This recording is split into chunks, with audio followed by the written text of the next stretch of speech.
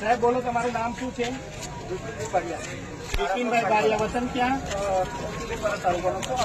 અચ્છા, તમે એસી છો? આદિવાસી? ઓકે. કેટલા વાગે બનાવ બન્યો? તમે કેટલા વાગે આવ્યા?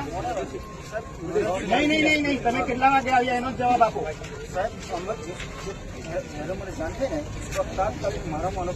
માણસો નહીં, તમે કઈ સાહેબ બનીને ખુરશી બેહી રહેવાના. પેલી છોકરી જતી રહી છે, મરી ગઈ છે. એટલી બધી સાહેબગીરી કે ખુરશીમાં બેહીને માણસો મોકલી દો. તમે કેટલા કલાક પછી અહીંયા લોકોની વચ્ચે આવ્યા? છોકરી મરી ગઈ. તમારી શું જવાબદારી હતી? જવાબદારી શું હતી? કેટલા દીપડા છોડ્યા છે તમે આ એરિયામાં? હા, તો કોને છોડ્યા? ઉપરથી આવ્યા છે? આકાશમાંથી ટપકી પડ્યા છે? કેટલા દીપડા છે અને ફરિયાદો કેટલી થઈ? આવેદનપત્ર કેટલા આપ્યા? આ એક આવેદન કુદરતી હોય એટલે છોડી મૂકવાના. આદિવાસીઓને હટાવવા માટે એને આદિવાસીઓને મરવા દેવાનું. એક દીપડો મરી જાય તો 10 વર્ષની સજા થાય. આ છોકરીને મારી નાખી. તમે શું કર્યું? માણસોને મરવા દેવા છે તમારે. તમે શું એક્શન લો છો? અમારો ખેડૂત આજે ખેતી કરવા નથી જઈ શકતો, રાતે એકલો નથી જઈ શકતો. આજથી 3 વર્ષ પછી પહેલા આ પરિસ્થિતિ નથી. એવું તો તમે કેવા દીપડા છોડ્યા કે અમારો સમાજ આખો ડરી ગયો છે? કે ક્યાંથી આવ્યા બોલો ને? દીપડા નહીં છોડ્યા તો ક્યાંથી આવ્યા? જમીનમાંથી પેદા થયા, ઉપરથી તૂટી પડ્યા? ક્યાંથી આવ્યા બોલો? દીપડા હતા જ નહીં અહીંયા. આ એરિયામાં દીપડા જ નતા આજથી 4-5 વર્ષ પહેલા. ઉત્પત્તિ અહીંયા થઈ, જમીનમાંથી થઈ. મેં ગાયનેકોલોજીસ્ટ છું. ક્યારેય માતાના ગર્ભમાંથી બાળક પેદા થાય. તમે એમાં જ ટપકી પડે એવું નહીં વાત કરો. કેટલા દીપડા છે? 101 દીપડા હશે. આ મારો સમાજ ક્યાં ખેતી કરવા જશે? એને મારવાનો ધંધો કર્યો છે તમે. આદિવાસી છો તો આવેદનપત્ર આપવા છે તો મજાક કેમ કરો છો? હા, પેલા ભાઈ કહે છે કે આવેદનપત્ર આપવા આવ્યા. વખતે આવેદનપત્ર આપવા આવ્યા તો તમે હસી મજાકમાં બધી વાતો કાઢી નાખેલી સાહેબ. આજ સુધી એક્શન નહીં લીધું.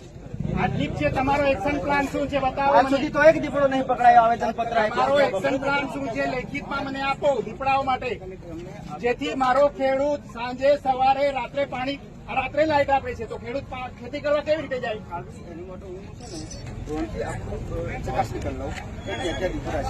એક જીવ ગયો ત્યારે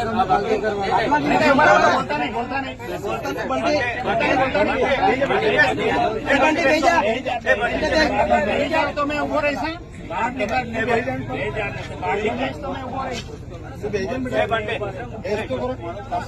કાગળમાં લખો, કાગળમાં લખીને આપો કે કાલથી મેં દીપડા પકડવા ચાલુ કરું છું. લખો અહીંયા ઓફિસમાં બેસીને. અને પેલી લાઇટ બંધ કરો, મારી આંખો બગડે છે. ક્યાં ઇમરજન્સી છે આ લાઇટ ચાલુ કરવાની? બંધ કરાવો પેલા લાઇટ. એ પેલી લાઇટ બંધ કરો. ક્યાં ઇમરજન્સી છે તો આ લાઇટ ચાલુ કરો છો? બંધ કરાવો લાઇટ પેલા, પછી વાત કરું.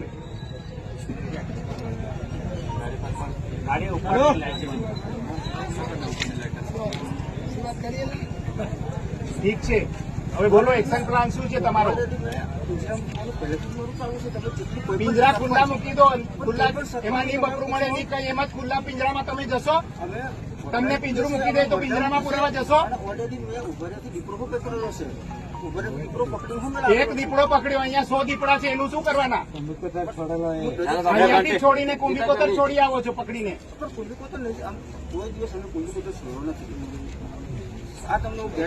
ના, આ બધા કેતા છે ભલે જે હોય તે, પણ અમારે હવે તમારો એક્શન પ્લાન શું છે?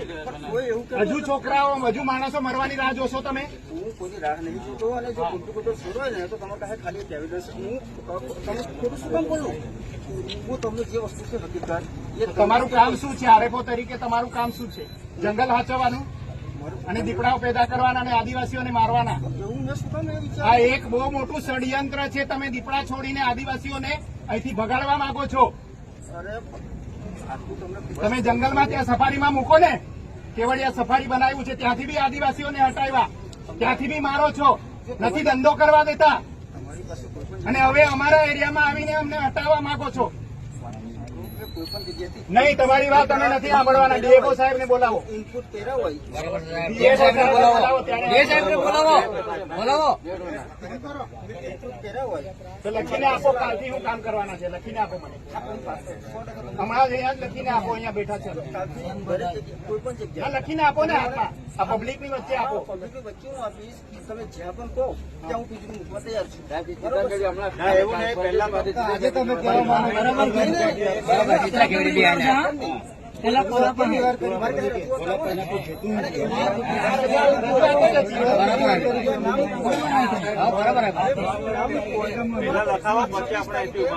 આ છોકરીને તમે શું આપવાના?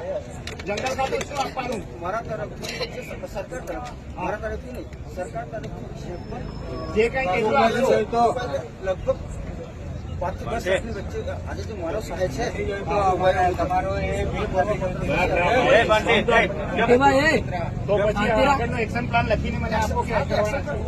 કાલથી તમે શું કામ કરવાના છો કહો. આવતીકાલે એમને લગભગ 5 સુધીમાં ચેક મળી જશે. સાંજમાં? ચેક મળી જશે.